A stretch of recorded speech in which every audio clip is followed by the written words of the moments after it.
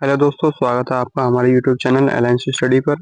प्यारे साथियों, आज हम बात करेंगे सैयद वंश के बारे में, जो कि सैयद वंश का जो कार्यकाल रहा है 1414 से लेकर 1551 तक रहा है।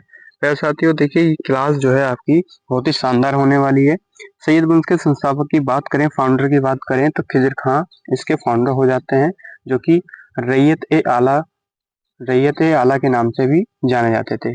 देखिए सैयद वंश के जो संस्थापक हैं खिजर खां, वो गद्दी पर 1414 से लेकर 1421 21 तक यहाँ बैठे थे। इन्होंने जो है 7 साल जो है शासन किया था। ठीक है। खिजर खां के बाद जो आते हैं गद्दी पर वो मुबारक शाह आते हैं, और मुबारक शाह 1421 से 1434 तक रहते हैं। ठीक है। अब देखिए मुबारक शाह के बारे में जानते हैं। देखिए इसने खुतबा नहीं पढ़वाया, मुबारक खान ने खुतबा नहीं पढ़वाया, और इनकी बुक का नाम था तारीख ए मुबारक शाही। ठीक है। यह जो है याहिया बिन अहमद, ठीक है, तारीख ए तारीख ए मुबारक शाही याहिया बिन अहमद सर हिंदी ने लिखी थी। ठीक है। इसके बाद जो आते हैं आपके गद्दी पर मोहम्मद शाह आते हैं। ठीक है। पहले मुबारक शाह 1421 से 1434, अब आते हैं मुबारक शाह। ठीक है। मुबारक शाह गद्दी पर 1434 से लेके 1445 तक रहते हैं। इसके देखिए जो आपके सैयद वंश के अंतिम शासक रहे हैं वो आलम शाह रहे हैं, और आलम शाह का कार्यकाल जो रहा है आपका, देखिए 1445 से लेके 1451 तक रहा है। इन्होंने गद्दी पर 6 वर्ष कार्यकाल किया था। यह बदायूं चला गया, मतलब इन्होंने कार्यकाल, इनका जो कार्यकाल समय जो है 6 वर्ष का रहा, उसके बाद बदायूं चले गए थे। और देखिए इसके बारे में थोड़ा सा जानते हैं, फैक्ट जान लेते हैं, मोस्ट इम्पोर्टेंट फैक्ट है, और यहाँ से एक ना एक क्वेश्चन जरूर देखने के लिए मिलेगा। ठीक है।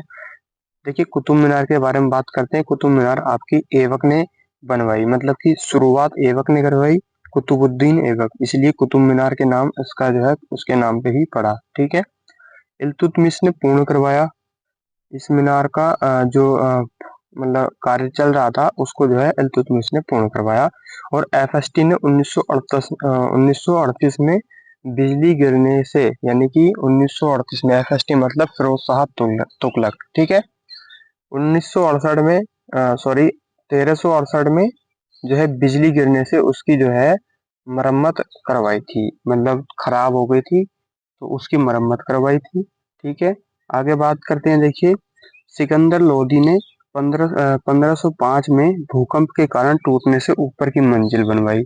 सिकंदर लोदी ने, ठीक है, सिकंदर लोदी ने 1505 ईस्वी में, देखिए भूकंप के कारण ऊपर की मंजिल टूट गई थी, तो इसलिए जो है उन्होंने उसकी जो है मंजिल बनवाई। ठीक है। यहाँ तक हो जाता है आपका सैयद वंश। सैयद वंश की यहाँ समाप्ति हो जाती है। सैयद वंश के बाद जो आपका आता है वो लोधी वंश आता है, और लोधी वंश का जो कार्यकाल रहा है वो 1451 से लेके 1526 तक रहा है। ठीक है प्यारे साथियों, देखिए इसमें बहुत ही शानदार प्रश्न रहेंगे, और आपकी यह सीरीज जो है खा की सीरीज चल रही है, और यहाँ से उत्तर प्रदेश यूपी पुलिस री एग्जाम की जो आपकी डेट नजदीक आने वाली है, और 23 से आपके स्टार्ट है, 23 अगस्त से आपके एग्जाम स्टार्ट होने वाले हैं। यह क्लास आपके लिए बहुत ही महत्वपूर्ण रहेगी। आइए प्यारे साथियों जानते हैं, देखिए लोधी वंश के बारे में। दिल्ली सल्तनत का यह अंतिम वंश था, लोधी वंश। ठीक है।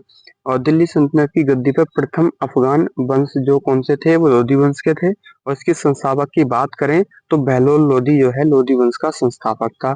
ठीक है। यह एक बिंदुसार था, प्रथम बिंदुसार था, और द्वितीय सिजेरियन सुल्तान था। ठीक है। द्वितीय सिजेरियन सुल्तान था। ठीक है। बात करते हैं 1451 से लेकर 1489 तक की। दिल्ली सल्तनत में सबसे लंबा शासन जो है 38 वर्ष का रहा है, जो कि लोधी वंश में रहा। ठीक है। आगे बात करते हैं। देखिए इसमें जौनपुर, जौनपुर एफएसटी ने बसाया। ठीक है। एफएसटी मतलब फिरोज शाह तुगलक ने बसाया। यह एक तुगलक वंश था। ख्वाजा जहान इसकी जो है मलिक उस सर्क के नाम से भी जाना जाता था। यह एक सर्की वंश की स्थापना की। ठीक है।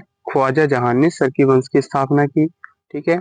आगे बात करते हैं। देखिए हुसैन शाह, हुसैन शाह जो है सर्की को बहलोल लोधी ने हराया, और वहां अपने बड़े बेटे वारवक शाह को नियुक्त किया, गद्दी पर वारवक शाह को नियुक्त कर दिया।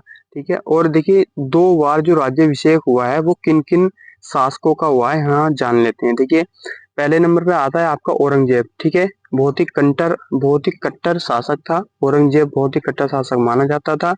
उसके बाद आपका आता है FST मतलब फिरोज शाह तुगलक, बहलोल लोधी, इब्राहिम लोधी, शिवाजी और शेरशाह सूरी। इन सभी शासकों का जो है, ये जो शासक हुए हैं जो गद्दी पर राज किया है, इनका दो दो बार राज्याभिषेक हुआ है, ठीक है।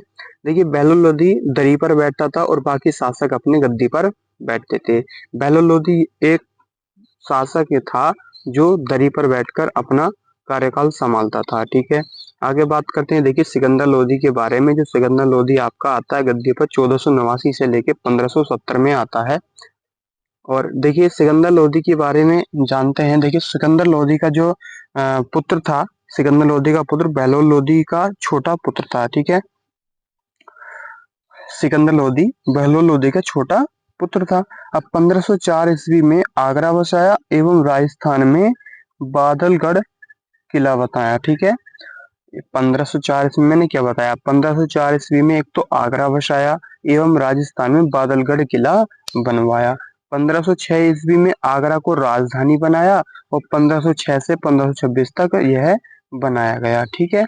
आगे इसी के बारे में थोड़ा फैक्ट जान लेते हैं, बहुत ही इंपॉर्टेंट फैक्ट हैं और आपसे पूछे जा सकते हैं। देखिए दिल्ली सल्तनत पर सबसे मजबूत गुप्तचर प्रणाली बनवाई, जिसको हम हुलिया व्यवस्था के नाम से जानते हैं।